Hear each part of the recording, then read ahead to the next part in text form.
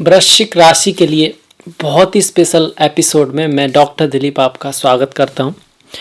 बहुत ही स्पेशल इसलिए क्योंकि इस महीने नवंबर में आप खुद देख सकते हैं कि आपकी वृश्चिक राशि में 1, 2, 3, 4 मतलब चंद्रमा तो वहाँ हो गई क्योंकि आपकी राशि वृश्चिक है, तो 3 ग्रहों का प्रभाव आपकी राशि पे आ रहा है। साथ में राहु बदल रहे हैं, केतु बदल रहे हैं, शनिदेव भी अपनी चाल बदल रहे हैं। तो ये बहुत महत्वपूर्ण महीना है और ये महीना आपके लिए बहुत कुछ लेकर आया है।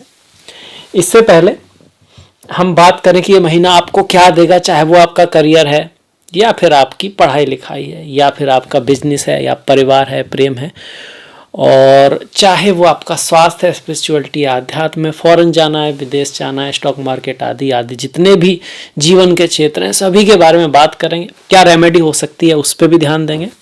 पर इससे पहले एक बात जो वृश्चिक राशि के लिए बहुत ज़रूरी है बताना कि वैसे तो सफलता के बहुत मंत्र हैं, हर राशि के कई सारे मंत्र हैं, उनकी बातें हैं जो उनकी ग्रह स्थिति के अनुसार हैं। पर एक बात है जो वृश्चिक राशि के लिए बहुत कह सकते हो कि लगभग सबके लिए लागू होती है। ये गाना तो आपने सुना होगा कि रुक जाना नहीं कहीं तू हार के, पर यहाँ तो उल्टा भी सच है वृश्चिक के लिए। रुक जाना नहीं कहीं तू जीत के, मतलब रुकना नहीं है, क्योंकि वृश्चिक राशि वो पानी है जो अगर रुक जाए तो उसमें चंद्रमा सड़ जाता है। मतलब ये एक तालाब की तरह से दिखाया गया है। तो यहाँ पर सबसे बड़ी बात यही है कि अपने आप को बदलते रहना, ट्रांसफॉर्म करते रहना, उभरते रहना, निखरते रहना। कभी ये सोचना ही नहीं कि हमने जो पा लिया वो एनफ है। यहाँ सेटिस्फैक्शन पूरी तरह ना ही आए वही ठीक है, और यही हाँ वो मंत्र है जो आपको जीवन में आगे बढ़ाता ही रहेगा। अब इसके बाद अब आ जाते हैं कि ये जो इतना बड़ा बदलाव है आपके लिए लेके क्या है। थोड़ा सा ये देख लेते हैं कि किस भाव में कितने ग्रह क्या बैठे हुए हैं, किस राशि में हैं। तो पहले ही भाव में है बुध, सूर्य और मंगल। हालांकि ये सूर्य और मंगल 16 तारीख के बाद, 16 नवंबर के बाद आएंगे, नवंबर का राशिफल है। पर बुध तो लगभग 3 नवंबर से ही यहाँ पे आएंगे और एंड तक रहने वाले हैं।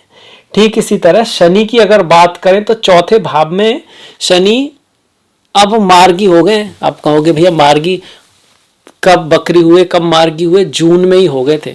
अब जून, जुलाई, अगस्त, सितंबर, अक्टूबर, नवंबर, लगभग आधी साल हो गई शनि वक्री चल रहे हैं आपके, और अब जाके मार्गी हुए। तो ये बहुत बड़ी बात जो है हुई है आपके लिए, और इसका आपके ऊपर क्या असर होगा इस पे बात करेंगे। राहु अब तक छठे भाव में चल रहे थे, मंगल की राशि में, गुरु चांडाल योग बनाकर अब पंचम भाव में गुरु की राशि में आ गए। गुरु छठे में ही है, सप्तम, अष्टम, नवम, दसम भाव खाली है। अब जो केतु थे वो 12वें भाव से लाभ के भाव में आ गए, पर इस महीने वहां पर शुक्र भी गोचर कर रहे हैं। तो ये हो गई हमारी ग्रह स्थिति। अब आ जाते हैं इसके रिजल्ट पर।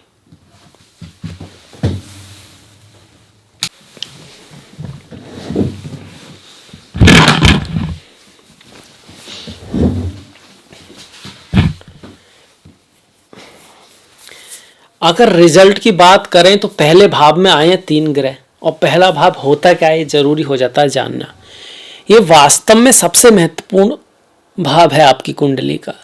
अगर आपके पहला राशि का स्वामी मतलब मंगल कमजोर है चार्ट में, और ये भाव पाप कत्री में है, इस पर बुरे ग्रहों की दृष्टि है, तो बाकी ग्रह कुछ भी कहीं भी क्या भी कर रहे हो, कितने ही राजयोग लक्ष्मी योग बने हुए हों, आप उसका कोई फायदा उठा नहीं पाओगे। वो आपके जीवन में अपॉर्चुनिटी आएगी भी, पर आप उससे कुछ निकाल नहीं पाओगे। इसीलिए ये भाव इतना महत्वपूर्ण है। अब कौन से ग्रह आ रहे हैं अब ये देखते हैं। यहाँ पे सूर्य आ रहे हैं, मंगल आपकी राशि है, मंगल मतलब आपकी राशि के स्वामी है, ये तो अच्छी बात है। सूर्य तो मंगल के मित्र हैं, सूर्य सेनापति हैं, मंगल युद्ध के देवता हैं, सूर्य राजा हैं, और आपके मंगल सेनापति हैं। सेनापति और राजा साथ में हो तो किसी भी युद्ध में किसी को भी परास्त कर दें एक तरह से, तो ये तो अच्छी बात होगी। अब चंद्रमा तो यहाँ पे होंगे ही क्योंकि आपकी राशि वृश्चिक है, और बुध यहाँ पर है। बुध की सूर्य से मित्रता है, मंगल से उतनी है नहीं। तो ये स्थिति बनी ग्रहों के हिसाब से। एक केंद्र का स्वामी यहाँ पर आ गया जो कि सूर्य है, मंगल खुद लग्न के स्वामी है, छठे भाव के स्वामी भी हैं, और बुध की अगर बात करें तो देखिए अष्टमेश और एकादेश भी है।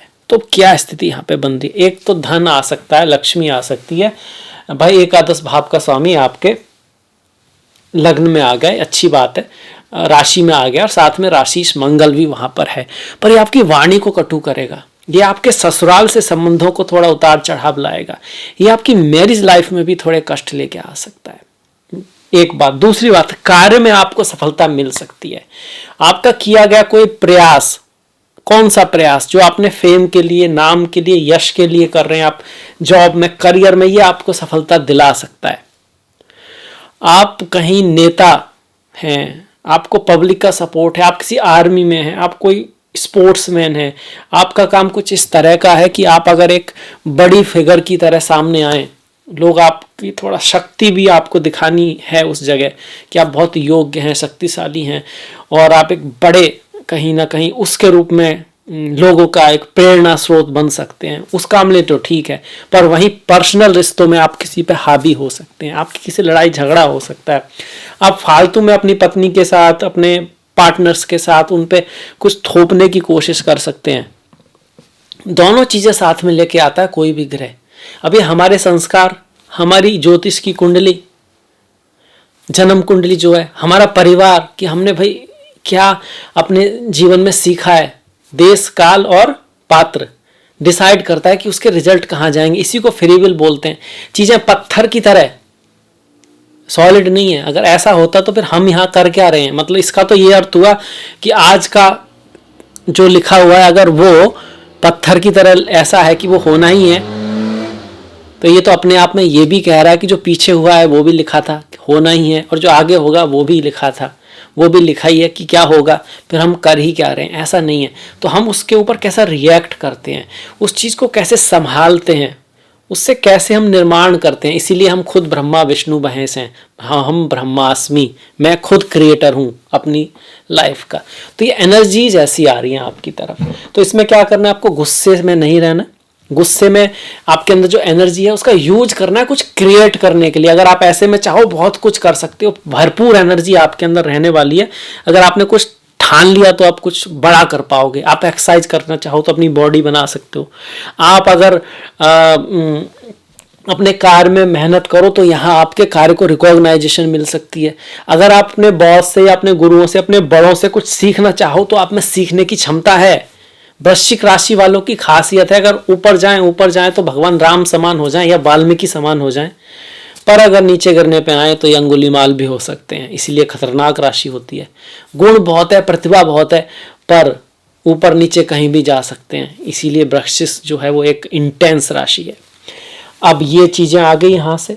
अब अगर भाई कुछ लोग कहते हैं हमको ना एग्जैक्ट बताओ क्या होगा, बल्कि वही बताओ कब होगा, कैसे होगा, एकदम एग्जैक्ट। तो सबसे पहली बात तो आपकी जन्म कुंडली से ही एग्जैक्ट पता चल सकता है। ये एक जनरलाइज्ड राशि वेश है बस, है ना। पर फिर भी थोड़ा हम कोशिश करते हैं कि भैया दसम का स्वामी लग्न में आ रहा है, करियर के पॉइंट ऑफ व्यू से अच्छा है। बस आपको गुस्से से बचना है, बॉस से थोड़ा लड़ना झगड़ना नहीं है, वाणी का संबंध अच्छा रखना है, बोलना ढंग से, डिप्लोमेसी। ऐसा नहीं आप खुद ही अपना खराब कर लो, किसी को कुछ कह दो जिसको आपको नहीं कहना चाहिए, ज़्यादा ही सच बोल दो। दूसरे पे हावी नहीं होना है, दूसरे का सम्मान करना है और आगे बढ़ते रहने की कोशिश करनी है, आलस्य नहीं करना है। ये चीज़ें हो गई। सम्मान जो मिल सकता है, जो प्रमोशन अगर हो सकता है, क्या उसकी कोई तारीख हम बता सकते हैं यहाँ पे? हाँ, पॉसिबिलिटी है इसकी, और वो तारीखें होंगी 8, 18, 26, 1, 10, 20 और 28। ये तारीखें नवंबर की आपके लिए अति शुभ हैं। यही सेम तारीखें आपके रिश्तों के लिए उतनी अच्छी नहीं है। इन्हीं दिनों में हमें अपना ध्यान रखना है, ये बड़े महत्वपूर्ण दिन होंगे। आपका इस दिन जो आपके बॉस से, आपके बड़ों से कुछ ना कुछ या तो मीटिंग हो सकती, कुछ ऐसा हो सकता है कि अगर आप वहाँ ढंग से अपने आप को पेश कर पाए तो आपका प्रमोशन भी हो सकता है। अदरवाइज आपके पार्टनर के साथ पार्टनरशिप में कुछ लड़ाई झगड़ा भी या फिर कुछ मतभेद भी हो सकता है। तो मैरिज लाइफ के हिसाब से बहुत बढ़िया नहीं है। वर्क लाइफ के हिसाब से ऑलमोस्ट पॉजिटिव है। बस इन चीज़ों का आपको ध्यान रखना है। धन के हिसाब से अगर कहें तो पहले से बेटर है।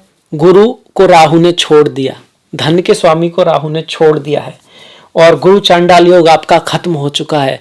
तो कहीं ना कहीं धन में कुछ तो पॉजिटिविटी आएगी, क्योंकि गुरु की 9वीं दृष्टि आपके धन भाव पे आ गई है। और 9वीं दृष्टि कहती है ज्ञान, बुद्धि, दूरदृष्टि। ज्ञान, बुद्धि, दूरदृष्टि से आप काम लोगे तो धन आएगा। परिवार की सुनोगे, सिर्फ सुनाओगे नहीं तो धन आएगा।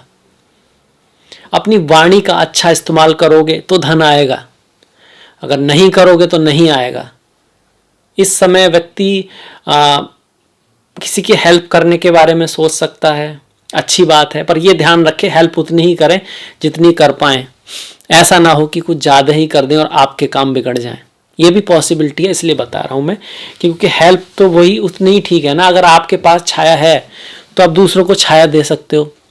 जैसे बड़ा वृक्ष है तो छाया दे सकते हैं, अपनी पत्तियां कटवा के किसी को छाया दो, अगली बार आप ना तो खुद को दे पाओगे, आपके पास भी छाया नहीं होगी, और दूसरों को तो आप क्या दोगे। इस चीज का ख्याल रखें।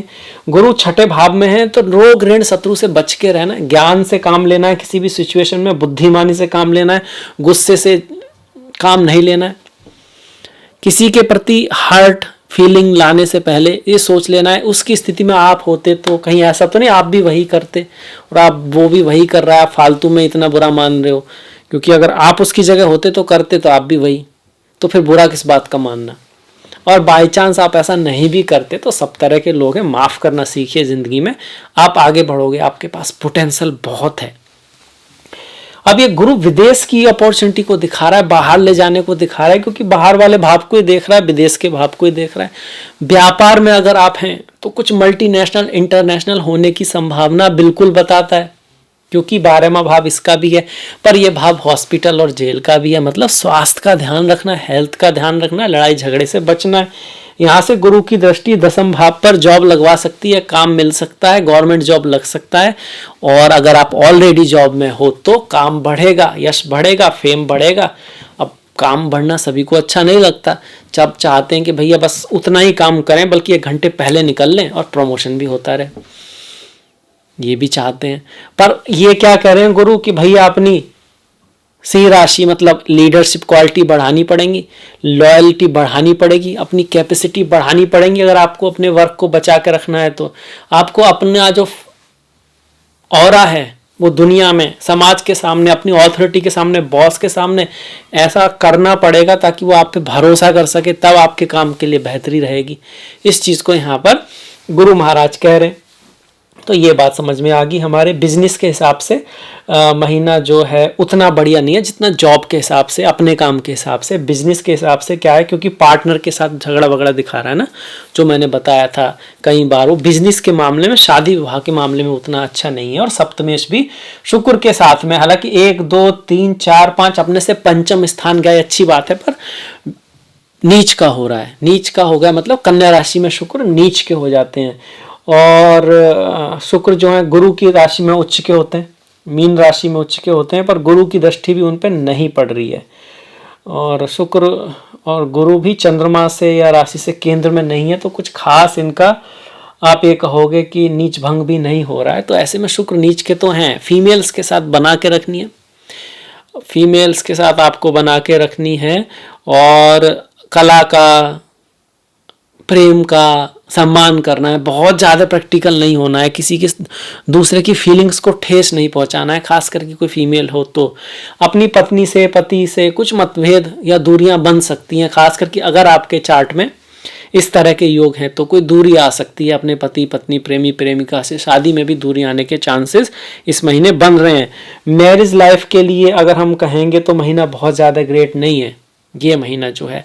धन की बात कर ली हमने, मैरिज की बात कर ली, जॉब की बात कर ली, ओवरऑल चीज़ की बात भी कर ली, भाग्य के मामले में किन चीज़ों का ख्याल रखना है इसकी भी बात कर ली हमने।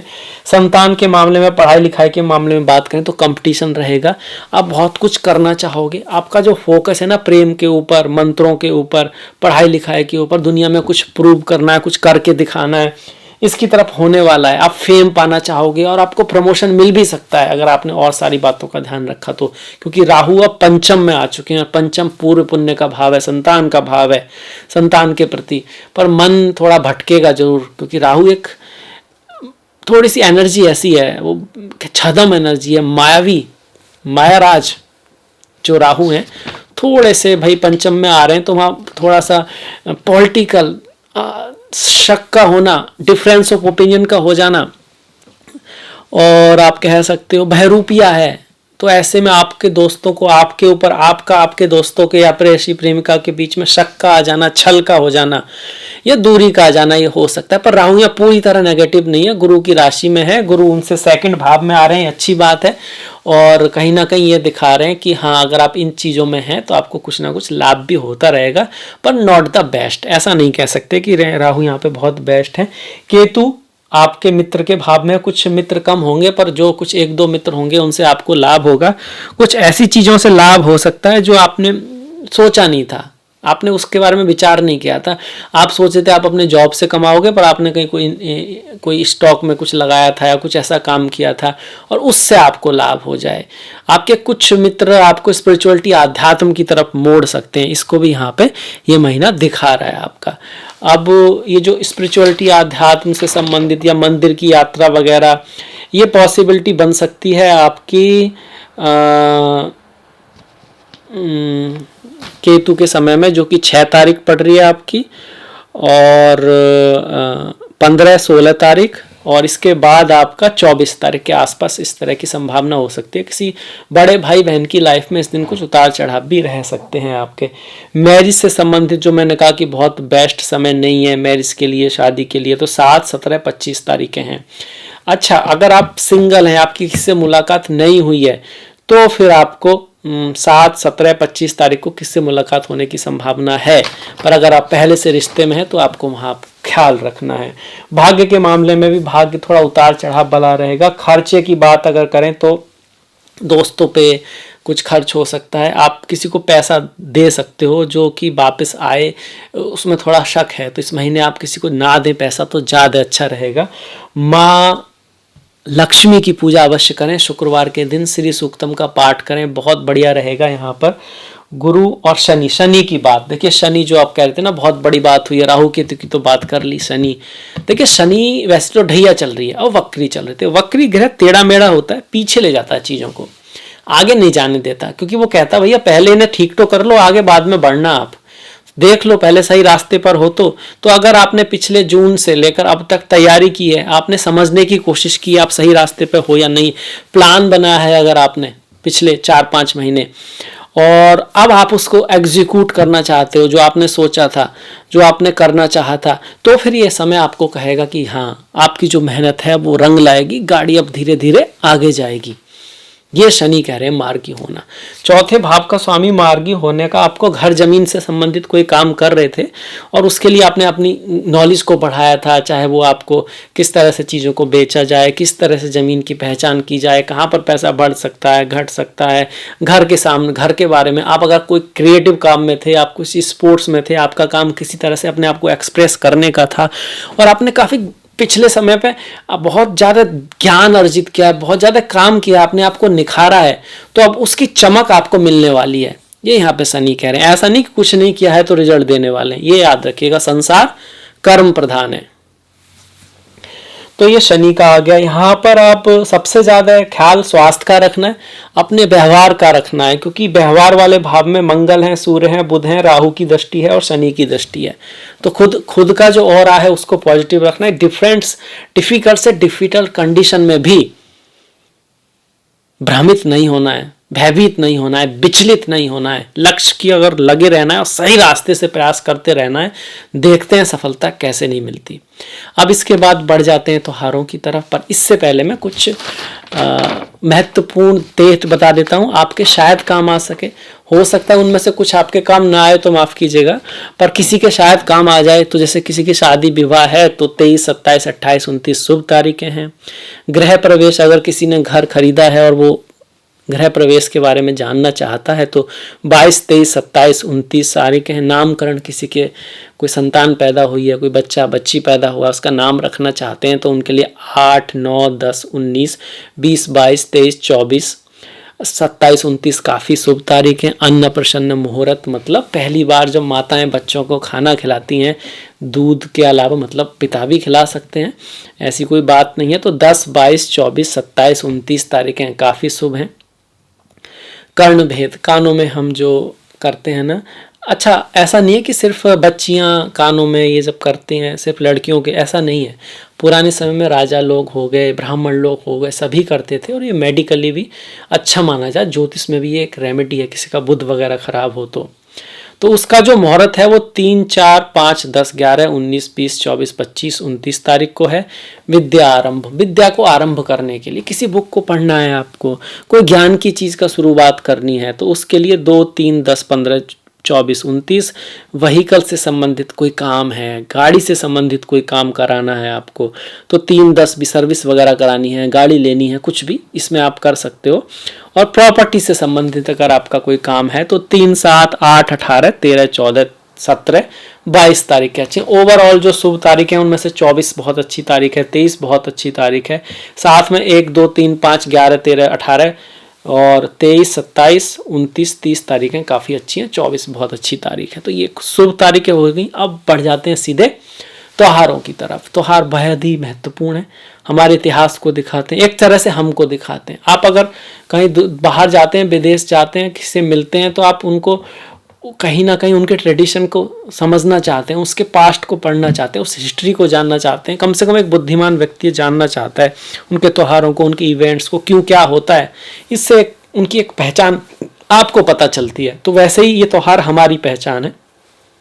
दीपावली की आपको बहुत बहुत शुभकामनाएं, धनतेरस की आपको बहुत बहुत शुभकामनाएं। दीपावली जो है वो 12 तारीख की है, रविवार का दिन है, संडे के दिन दिवाली का आना बड़ा महत्वपूर्ण है। रामचंद्र जी भगवान सूर्य के वंश में पैदा हुए, सूर्यवंशी हैं, इसलिए सूर्य के दिन रविवार को उनका दिवाली का होना बहुत बढ़िया है, भारत के लिए शुभ संकेत है।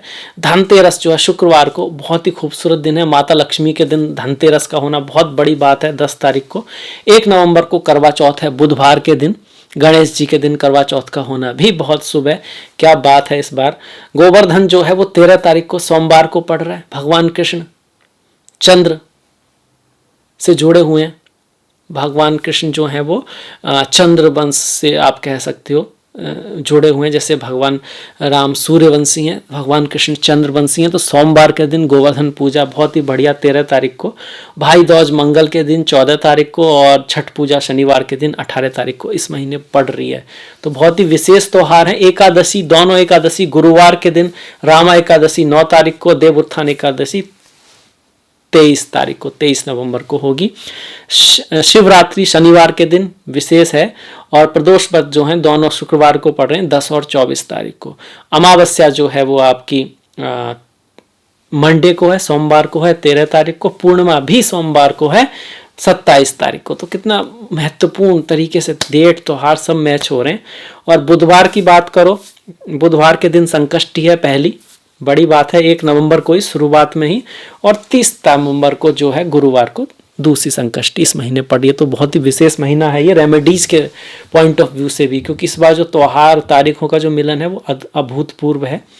खैर ये महीना आपके लिए खूब सारी सफलताएं लेकर आए, धन, शांति, ज्ञान सब कुछ लेकर आए। इसी के साथ अब मैं इस वीडियो को समाप्त करूंगा। अगर आपको अच्छा लगा है तो लाइक कीजिएगा ज़रूर, कमेंट कीजिएगा, कोई ना कोई सलाह ज़रूर दीजिएगा, और शेयर कीजिएगा। अगर आपने अभी तक सब्सक्राइब नहीं किया, आप चैनल पहली बार आए हैं या नए हैं, तो प्लीज़ सब्सक्राइब कर सकते हैं। और अगली मुलाकात तक आप अपना ख्याल रखें, अपनों का ख्याल रखें, सभी का ख्याल रखें।